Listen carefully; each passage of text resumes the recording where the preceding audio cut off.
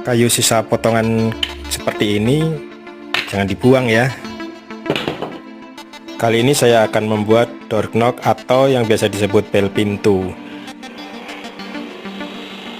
Bentuknya akan seperti burung pelatuk saja yang ditarik dengan tali sederhana.